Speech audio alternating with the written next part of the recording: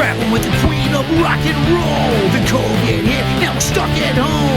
Instead of sitting on our ass, we came up with this sick podcast. Crewicide, Crewicide. Out of my way, you're in my line. Crewicide, Crewicide. The main four pitch that sticks all night. Crewicide, Crewicide. Ha ha ha ha ha ha. Crewicide, Crewicide. No autographs tonight. Can I get a set list, man? Hey, set list, please. Welcome to Crewicide's live podcast. I mean, I guess it's Crewicide Live, I guess, right? No, not really. Well, it's not live. The Crewicide podcast.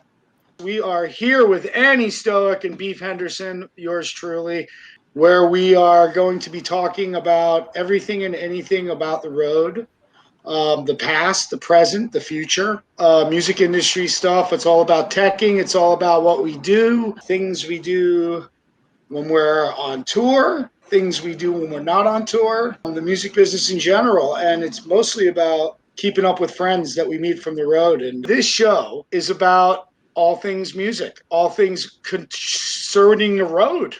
Working techs, former techs. We're here for the stories. We're here for the good times. We're here to talk about what we do, what we've done, what we're going to be doing, and what we're doing now. Not just Jones stuff, but, anything and everything that has to do with the road. We got Annie Stoic here. Hello. And our lovely host. And me, I'm Beef Henderson. What's up, Annie? Oh, hey, what's up? I'm glad we're doing our first run at the Crewicide podcast, which, yes, we're going to be talking about, stuff about the music business and music industry, touring on and off the road, and where we've been and where we think things are going, I guess. And we get to check in with some of our crew that we haven't seen in a while, and crews that we normally see throughout the year when we're traveling. Unfortunately, don't get to see them when we're all at home. So I think this will be a great way to check in and tell some stories and see where things are going, right? I think so. It was inevitable. Let's talk about for a second. We've been doing the Crewicide. Crewicide was born out of madness, and Instagram was pretty popular about 5-6 years ago. And it had just started being real popular. I was a staunch holdout. I fucking did MySpace back in the day when I first started with Joan. And I was able to remember my old MySpace password not too long ago and pull some photos off of it. Oh, nice. But I can't remember it again. I don't know. But it was MySpace when I started with Joan. And then when I came in and did my second stint when Annie was already, 4 or 5 years in the band at this point, working with them, we were traveling a lot. And Annie's so fucking cool. And we had a great crew at the time. Mm-hmm. We decided to start an Instagram page. And, I like taking words and throwing them around. And, Crewicide was something that I thought was just a great word. And I ran it by everybody and they liked it. And it was truly, just us taking pictures of shit that we did on the days off or we were on gigs. Right. Behind the scenes of what goes on. Because I think you had Instagram at that point. I didn't have an Instagram. So it was a good outlet for me because I hate Facebook. Mm-hmm. I hate Tinder. I hate Plenty of Fish. I hate every fucking thing. Now, those are dating sites, I guess. I was going to say, those aren't really social media type. They're a hookup site. I never really liked the social media platform. And I really dug it with Instagram. And I think some of the first photos were in San Francisco with me and Zach and you and Brandon. Yeah. Some of those first photos were taken at that time. And I remember, do you remember, speaking of the first Instagram photos, do you remember going to San Francisco? Oh, wait, that's the wrong story. Were you in San Antonio with us when I shaved my head the night before we went to San Francisco where there was almost a riot? I don't know. I don't think so. I don't know if that was the same time. I feel, but we all took the boat from San Quentin, right? Yeah. Yes, I remember that. I think I'm getting my San Francisco stories mixed up. that was probably one of the first times we took the boat out. That was like one of my first West Coast trips with you. Mm-hmm. And, you had been in the band and working with them in so many different capacities at that point, straight for 4 or 5 years. Well, yeah, I guess let's kind of say, since this is the first episode. Let's talk about you and how you got in there. Beef and I, we met working with Joan Jett and the Blackhearts and Blackheart Records. And so that'll be kind of where we've met a bunch of the people that we'll be talking with. And, so normally I do lights and merch and production and whatever else the band needs. And I've been there for probably 10 years between interning and touring and stuff like that. Let's start out. You started out as an intern, correct? And yes. You were coming right out of school, or you were in school at the time? I was in school at the time, and I also, while I was still interning, did Warped Tour while I was still in college. So that was my summer. But I know we'll get into Warped Tour at some point, but why don't you give a little background on your... Okay. 2000... My what? Your ways into the industry. Oh, okay. Well, there's several ways in. I mean, I'm a little bit older than you, so this could be another podcast, I guess, like early beginnings. But brief history. My entertainment industry took me from when I was a teenager, working in the independent wrestling scene, to CBGB's was where I really started in the music business. In 1999, yes, last century, at a club that no longer exists, the mythical CBGB's. Mm-hmm. And that was that was 20 years after it was famous, 25 years after it was famous. But I started working at CBGB's. That led me to SIR. And for those of you all that are going to be listening, all 7 of you, that don't know what SIR is, it is a studio and instrument rental production house. Through SIR, I met Joe Muller, who was working for Joan. Now, again, these are all stepping stones. Kind of wrestling, CBGB's, SIR, and this is all within a 10-year span, within a 5 or 6 year span. And then through SIR, I met Joe Muller, who was working there, and Joe Muller was working as a tech. Now, Joe Muller always used to say, you work at SIR long enough and you'll be working for Joan Jett no matter what, which is true because she gets a lot of her tech pool out of SIR, which is a central hub for New York-based artists. Some of the artists that were based out of there around the time I started working was U2. Bob Dylan was Joan's locker neighbor for 15 years. Cyndi Lauper, of course, TSO, which we have ties to. Of course, Billy Squier, which is another tied person. This is all part of the family tree. But basically through SIR in 2005, I got tapped to do a gig with Joan as a fill-in in Mountainside, New Jersey for a New York gig.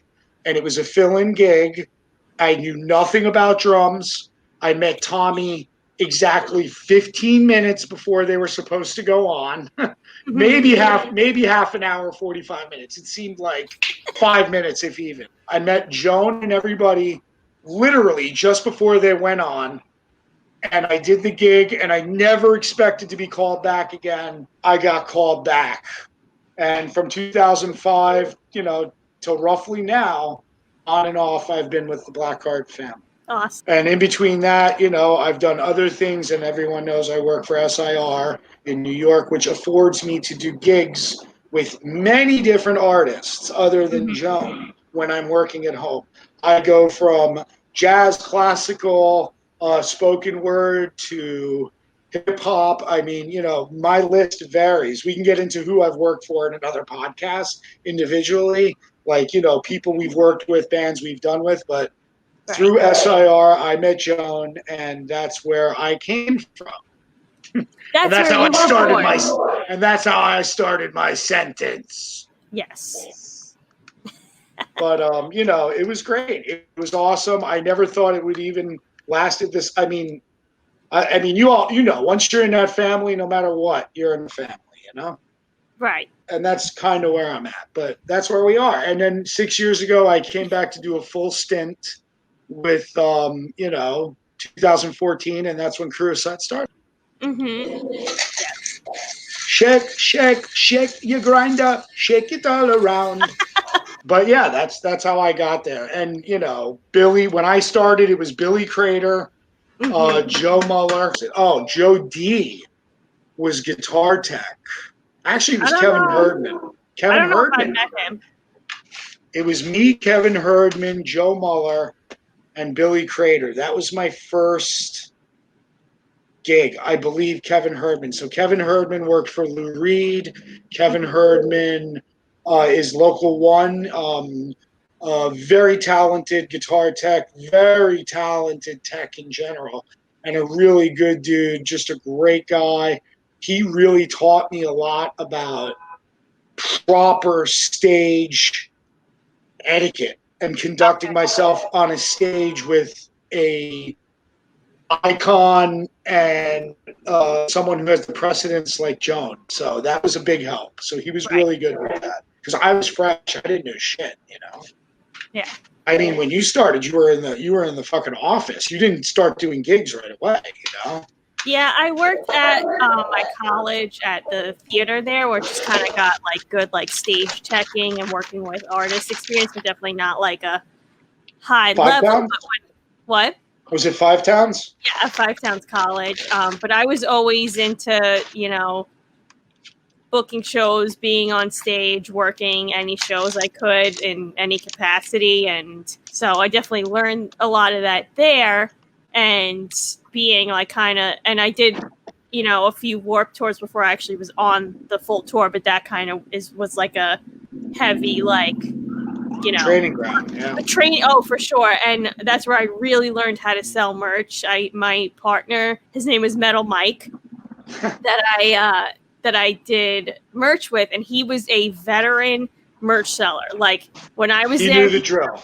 He was already on Warped Tour 10 years, and he taught me every trick in the book. Like, so like we'll have to have him on here because he was one of the like most amazing sellers, and for me to work with him, he like gave me like the jump start on like how to sell, how to move people in and out quick, and like get the quick conversation, but also you need to go because I need to sell more.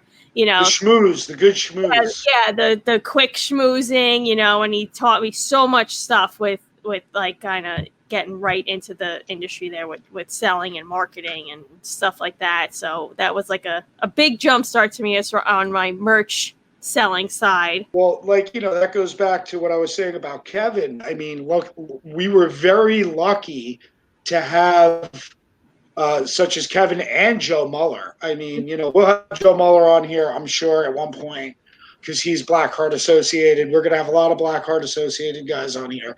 But having someone to mentor and show you and not be a jaded motherfucker, right? And not be jaded as fuck and be like, I'm on here 10 years. You're just some little girl that wants to be part of the show. You're 20 something, you're 18, whatever the fuck it is. He could easily have been like that. Right. Which I ran into too. Not really. Sure. Not really our immediate crew, but definitely crews like wherever we go. Like I still have that problem. Oh too. Yeah. Well, that's a common problem. We can touch on that again. This is, you guys are, everyone that's listening to this for the first time, you're getting a preview of a real inside look at what it's like to live the life that many people lead, but also as many people that lead it is still a very private and not well publicized life that we lead. Right, really it's very sad, secretive. But, yeah. But there's definitely things like part of like business wise and like etiquette, like you said, on stage, things like that. You don't learn that in school. You don't learn that in a book. It's just like stuff you have to just really like. If you have good people around you that could teach you that, then you're like in a good spot. We'll have Billy Crater on here, but he, at first is, it was a crazy thing to go into, and you're like, oh, this is like, okay, what do we do? And he's like, you have to talk to these people like this, and you have to talk to this person like this, and then they're not going to do anything. So like he kind of taught me like he mapped it out for you. Yeah, he was like, this is people that are going to say they're going to do things, and then you have to ask them like 18 more times, and then they'll get it done.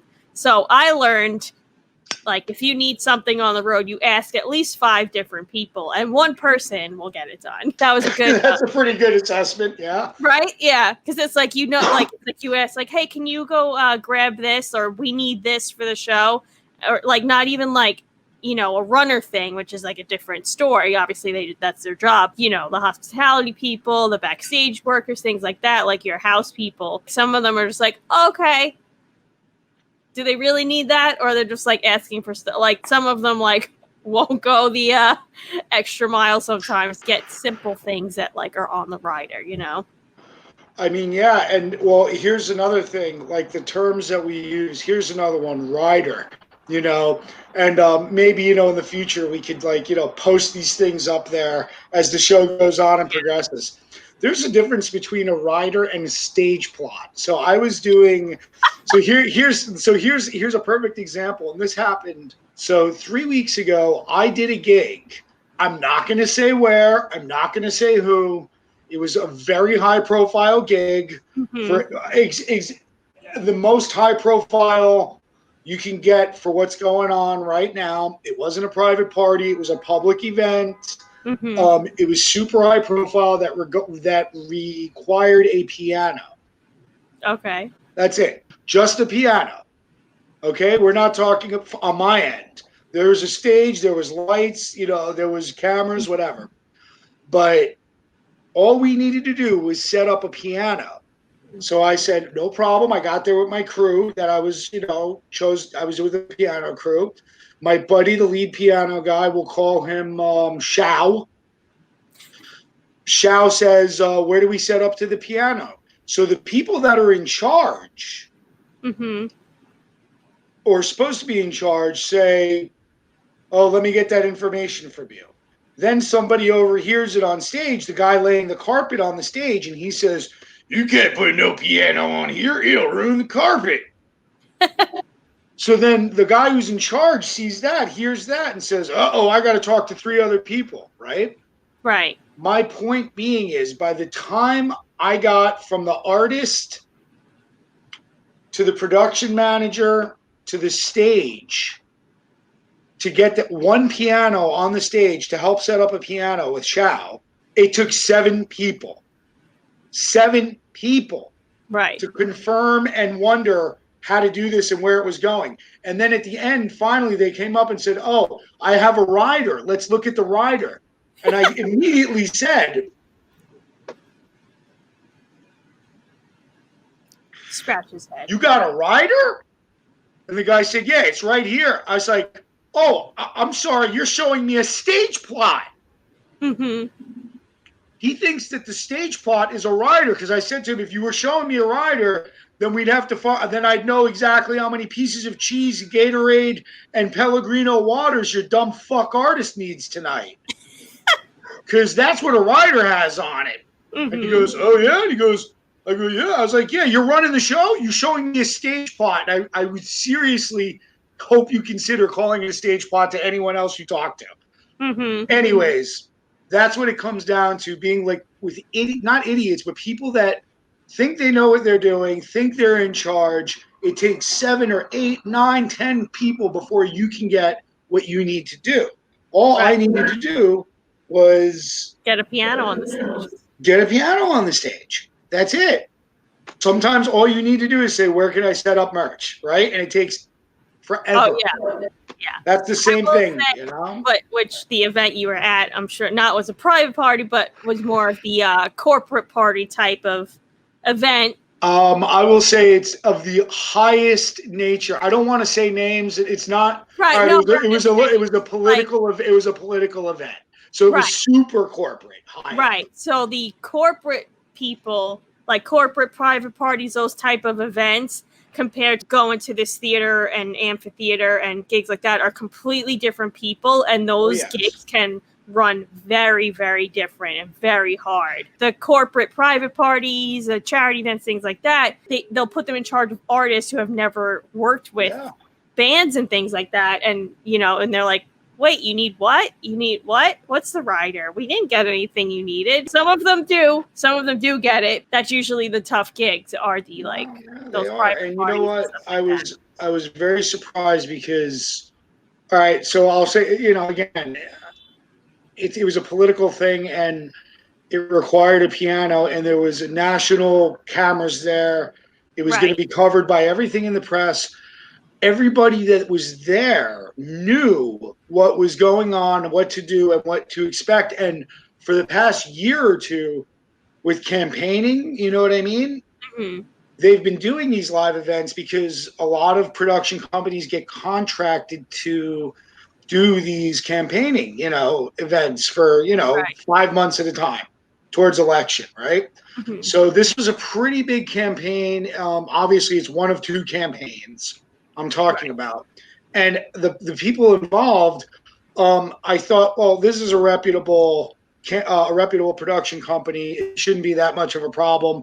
The guy was, pretty good with his information, where to go, blah, blah, blah. And we get there and it was just a brain fart, And that Right. happens every gig. And also, you're looking at, if you're watching this, two of the most seasoned veterans in the industry for not only the time that we've been there, but for who we work for. Working for Joan and Kenny and Blackheart gives you an advantage up here because number one, it's Blackheart. Number two, it's Joan and Kenny. So it's like any situation we've ever been in the last 10 years for you or the last 15 years for me with them, Mhm. it doesn't compare. I can be thrown in a fire and I'll still be able to come out okay. You can't put one past Annie. You can probably put one past me, but you got to get me really fucking high. But when it comes to working on gig shit, we're really seasoned. So doing outside gigs when we're not working for Blackheart is like, I already know that fucking half of you are dumb. No offense. You know what I mean? I already know half of you are right out of school. You don't know what's going on. Half of you have been there forever and are jaded. And some of you are just like, want to help, but you don't know what to do. Like, Right. so we have an advantage over that. Going into any gig, I figure I've worked for fucking the queen of rock and roll. I can do this because I've been in worse situations, you know? Well, there's definitely the variety of shows, which really get all walks of venues and events and things like that. So it's like you really get the experience of, okay, this is how we're going to do this. This is how this is going to work, things like that. So there's like crazy situations and timelines that we've, been through that helps you get seasoned, I guess, on those. I mean, I would, if I knew going into a gig, if I had not worked with you before and I knew going into a gig, like somewhat of your background, oh, that's Annie. She's been with Joan and Blackheart for 10 years. I'd know immediately you know what you're doing.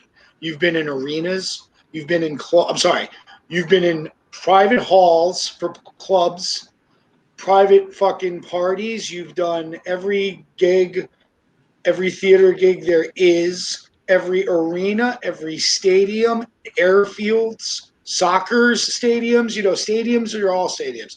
Any type of gig that you can name, you've done it. So I would trust you, you know what I mean?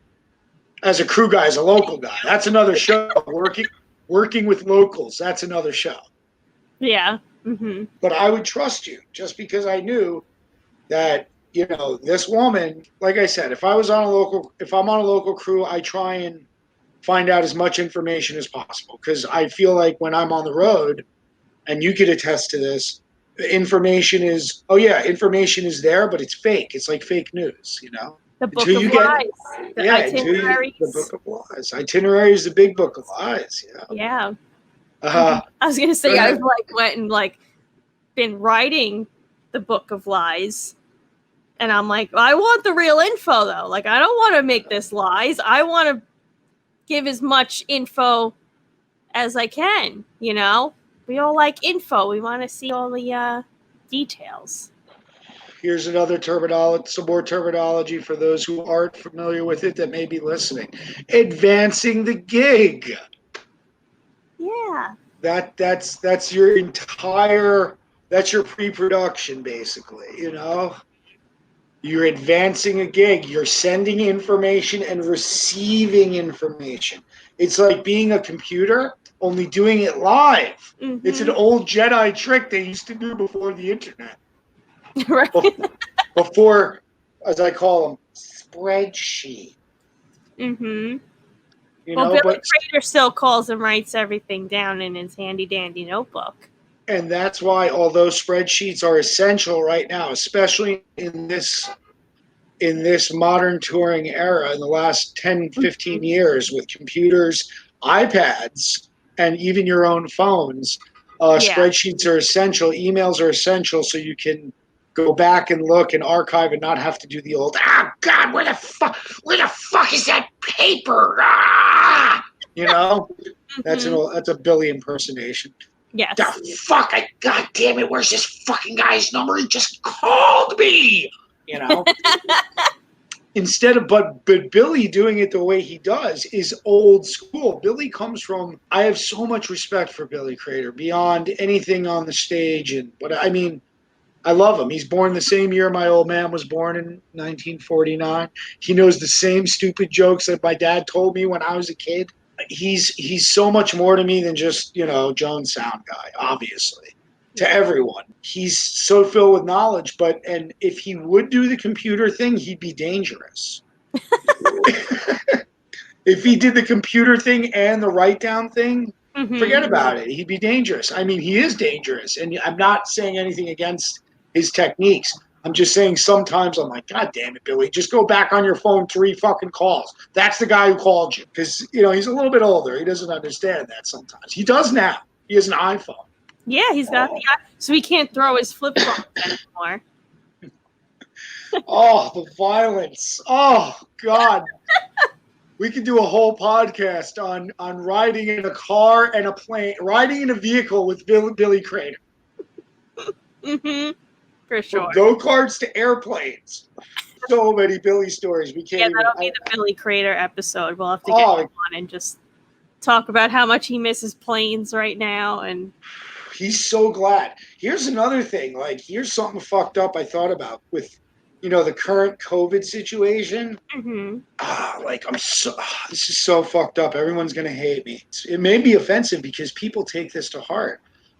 I'm so fucking glad I don't have to be at a gig. I'm so glad there's no concerts. Not in one way. I'm so glad there's no concerts. I'm so glad there's no gigs. I mean, for a guy like me that was just so active, I was not touring in the last 3 years at all. I haven't been touring 4 years, I think I've done a one-off maybe the last couple of years, but other things I do for the organization locally, other things. And you know that. My job being in the industry is nonstop. Gig, work in the shop, set up for a gig, work in the shop, gig. The gig could come the night of. I could be ready. I could be at the shop working, and they're like, hey, you need to do this, So I was more active locally in the scene. And I hate saying it, but I'm glad that I don't have to. I'm glad that I got a break. How about that?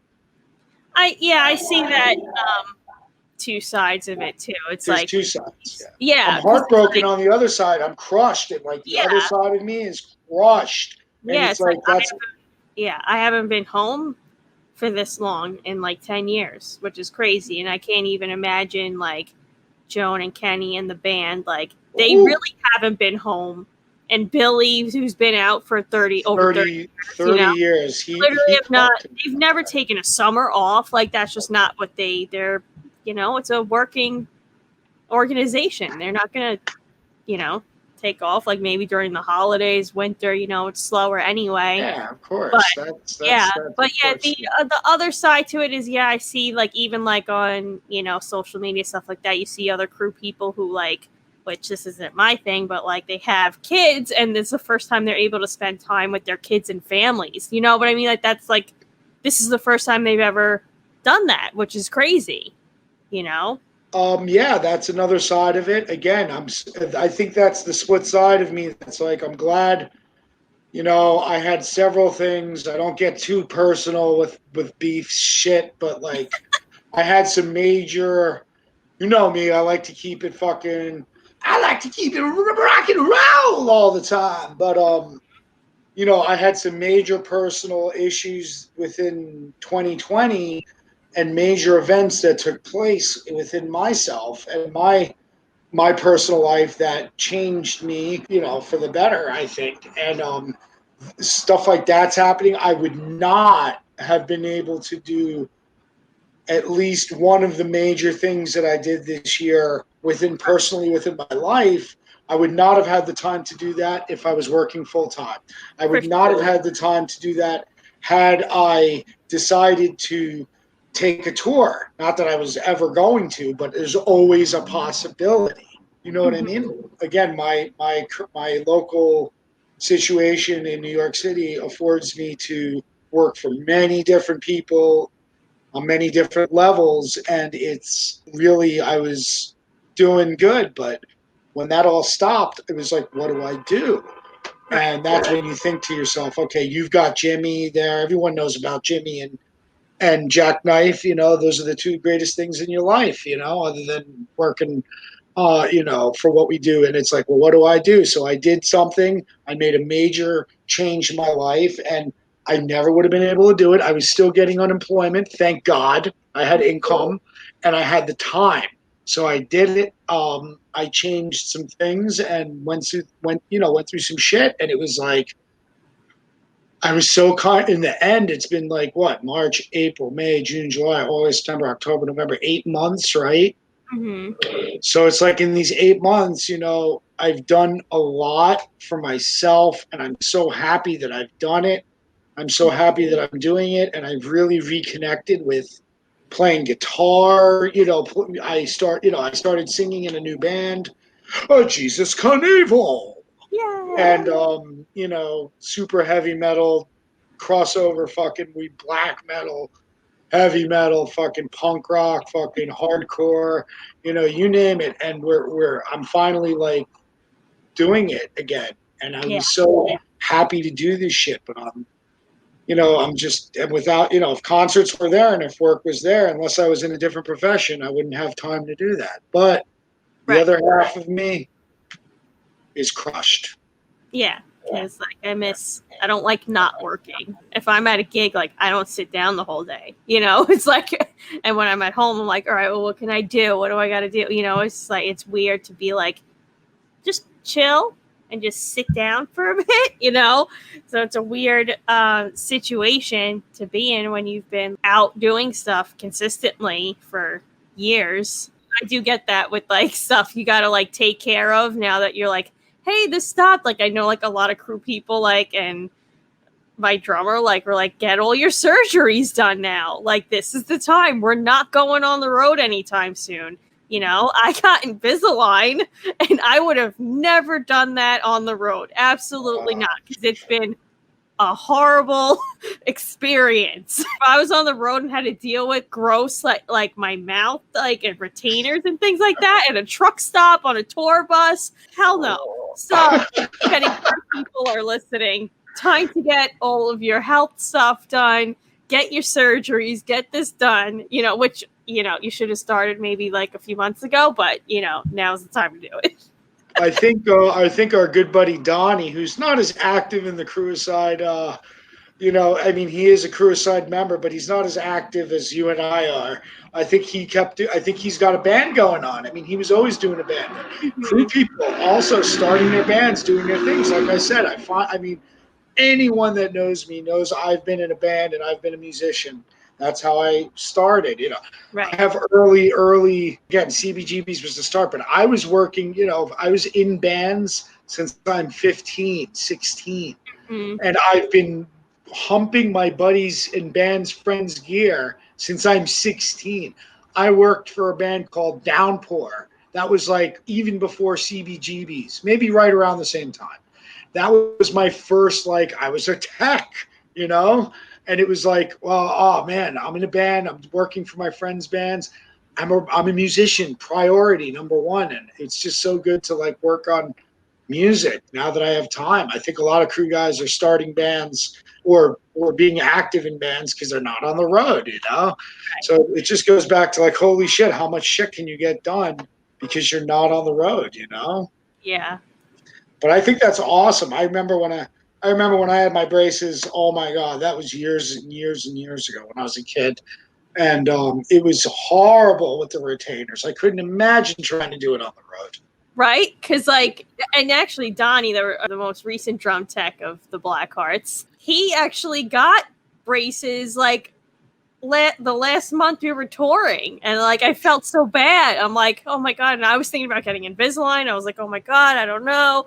I'm so glad I did them, like, while this whole thing's going on, because I would have been miserable. Imagine doing that in between catering and showtime and merch sales. I'm like, no. Nope. I would have taken them out right away and been like, we're doing this another time during the holidays or something. It was, yeah, I was riding past, in the neighborhood, and I specifically remember when I was about 13, maybe.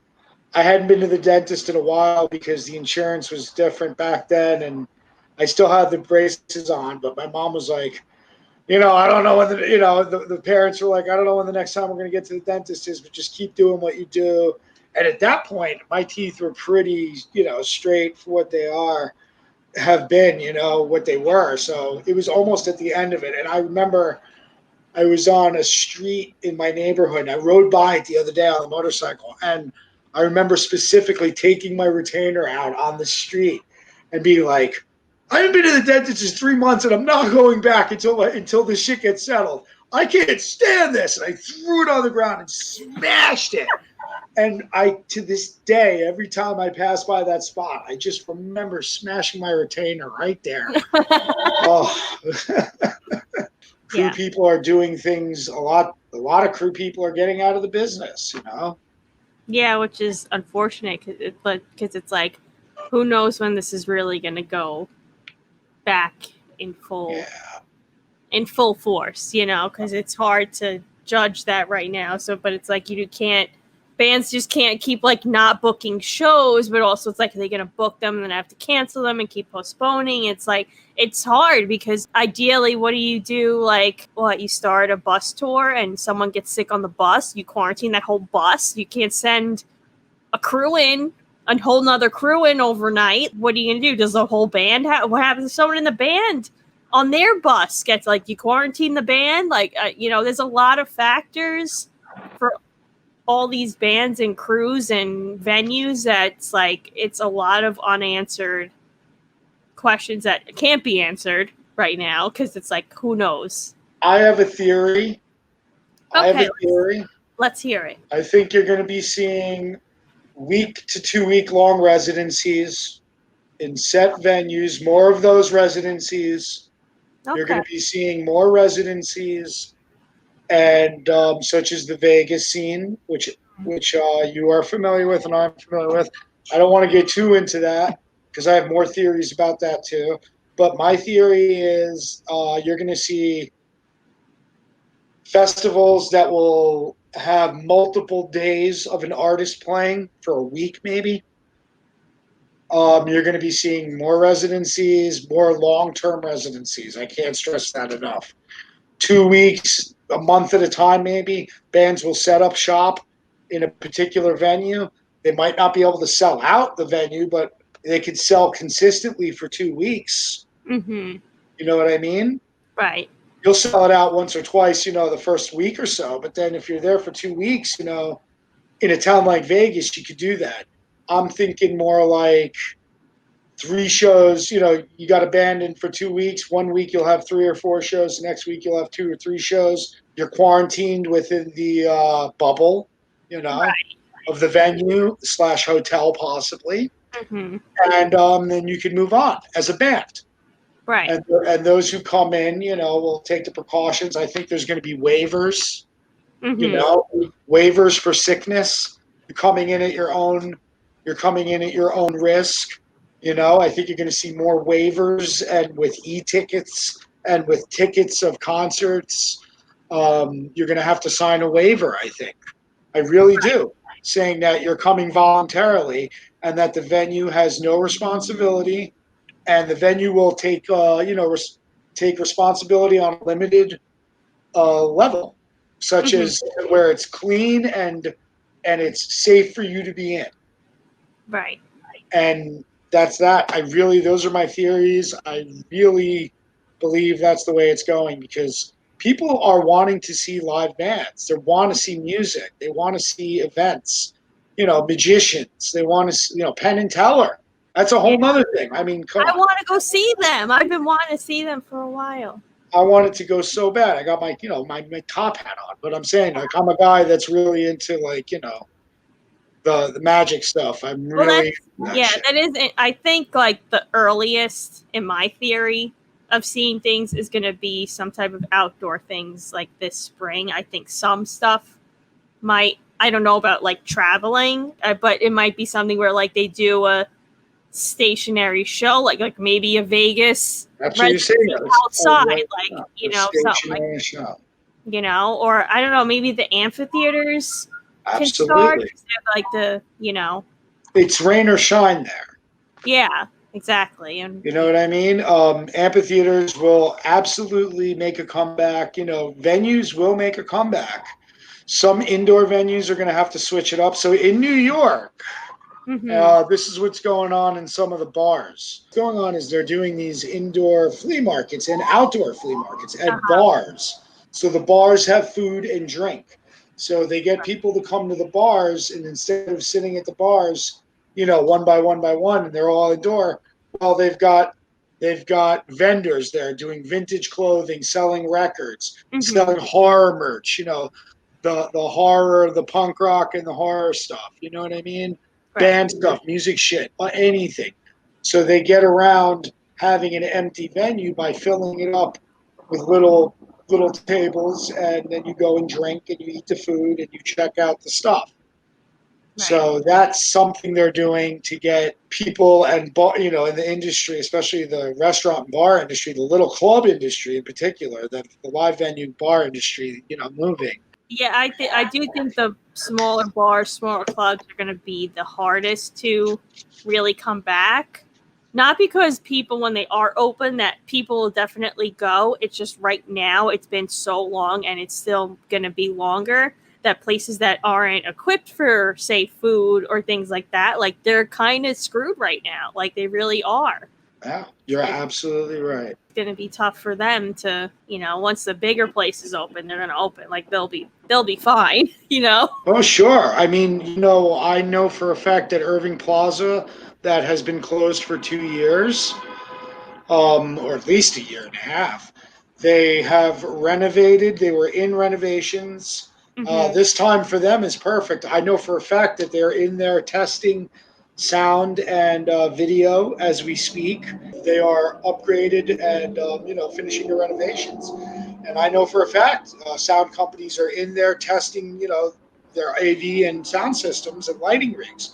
Perfect opportunity. While it's going on, they're doing it. Those bigger venues will survive. Yeah. But yeah, I think a club like that size, which is a mid-level club, they'll probably do live streaming for a bit and get themselves set up for that. Absolutely. 100%. 100%. Anyone that doesn't know of Irving Plaza, it's a very famous long-time concert venue in New York. It has been there since before it has been Irving Plaza, even. It was an old dance hall, Polish Slavic association in downtown, and it's been there forever. And it's just a legendary venue. It's a main stop on the gig, and it closed down, and everyone thought it was done, but no, it's just a renovation. Also, who we got to get on the show? Who? Mohawk Dave. Do you know who he is? I don't think so. He's in a band called Honor Among Thieves, and he's also the head sound engineer for PlayStation Nokia Theater on Times Square. And he's a very good friend of Dougie Needles. Cool. And I know him through Dougie and Blackhearts, but I also know him through SIR because we work in the same circle. And he's my neighbor where I rehearse in the music building with. Check out their band, Honor Among Thieves, guys. This is where we're going to plug all of our friends' bands like Craving Strange and Honor Among Thieves. You already know about Jackknife Stiletto and Jesus Knievel. You'd go see Jesus Knievel on their band name alone. But yeah, Honor Among Thieves is Dave's band. I call him Mohawk Dave. A good friend of Dougie's and the Blackhearts. They all know each other. And Tommy, of course, who I would love to get on the show. We're going to work on it. Honor Among Thieves. Something Heavy. Youth Smooth. Who else? Youth Moose. Youth Moose. Everyone, go check them out. We'll be seeing all of our friends' bands. We're going to have a lot of these people on. We might even do group things if we can have multiples, right? Yeah, we can have multiple people. We like multiples. We should. My buddies All Fired Up Sports, another podcast featuring Joe Muller, former Blackheart crew member. Oh, I remember. I have a picture of me and Joe Muller when Billy was off the road for like a month or two or something, and Joe Muller filled in. I had one of the big lighting boards that day, and he had the smallest audio board. It was just so funny because he's like 6 foot something. I'm 5'0". So I'm like in front of a huge board. He's in front of this little board. It was just like the funniest thing else in front of house. Like, what is happening right now? Oh man, it's so cool. Yeah, I mean the digital boards went from being super huge to getting smaller. Now they're at the smallest they could be. And now the new thing is to make the digital boards bigger, so you can have more access, like a bigger board. Yeah, I like a bigger lighting board. I want all my fingers out there. I don't want to be. I don't like switching pages, and I want it all accessible, so I can do what I do. So I miss touching a Granime too. I miss touching light boards and doing lights for shows. So. You see, ladies and gentlemen, if you're listening to the show, you must check out the visuals because Beef is just, I love to move my hands around the whole show. Yes. I'm very animated. Anyways, but yeah, you're right. Although I'm not primarily a sound man, as I sit next to my soundboard here in my studio, I've been, working this shit for years. I'm not saying I can work an arena show like Joe Muller, but I have some concept and knowledge of how to do it. And yes, I would rather all my shit be right there. You know what I mean? Right. Yeah, that makes sense. If I was doing sound, I would never do sound. I would be doing sound if I brought my own board and I have a PA speaker I can bring anywhere. I have a PA setup I can do because you just have to at my age. Oh, let me bring it. I'm a fucking roadie. Let me bring the sound. I remember my good friend had a party this summer. You know her, our good friend, the old H-Jack, Heather. And our good friend Heather, she had a party for up on her roof. She was doing a party. She's like, "Oh, come by. We're gonna have a Bluetooth speaker and like play some music and shit." And I was like, "I'll bring my sound system." And I just set up everything I had on her roof. 250-foot cables going from her roof down to her. She lives in Brooklyn. It was so fun. It was so much fun. I just wanted to set because I wasn't doing anything. I hadn't worked in 3 months, and I was like, "Oh, let me bring speakers." I set up speakers. I set up everything. It was like, just let me do it, So of course, guys like us, people like us, we have to have that shit. I want to have that. We just did a virtual stream, which will probably be out by the time this airs. But I have an idea, so I just did the screen thing. Let's just see if this will work. That's funny.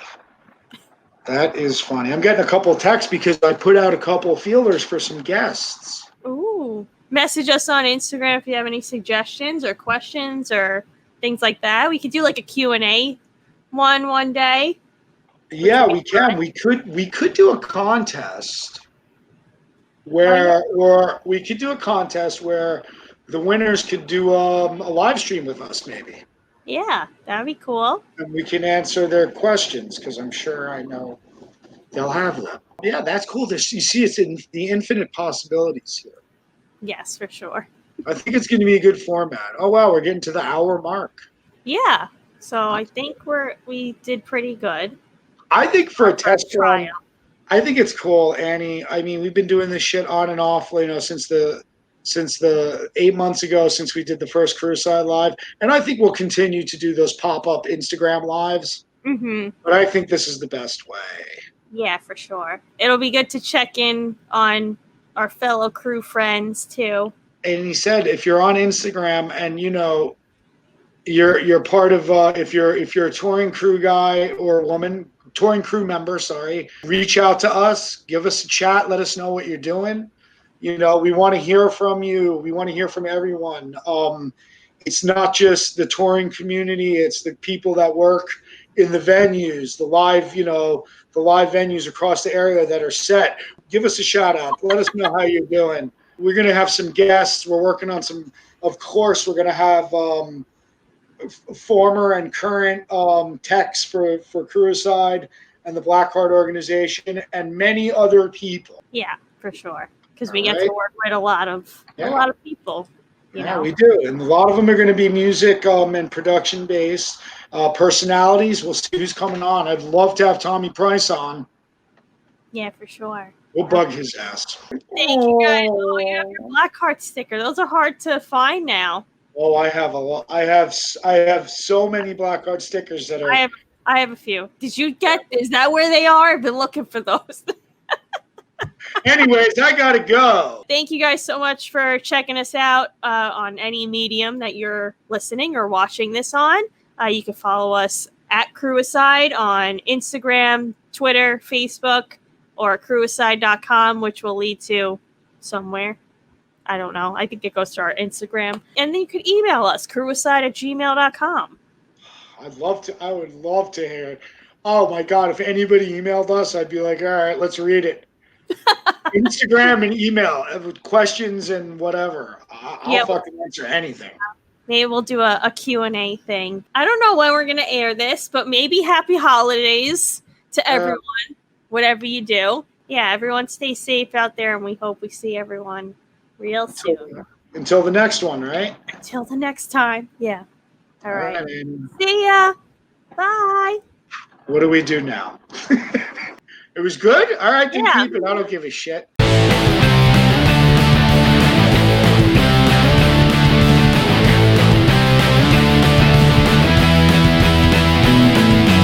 Crewicide! Crewicide! Crewicide! Crewicide! Crewicide! Crewicide! Crewicide! Crewicide! Crewicide! Crewicide!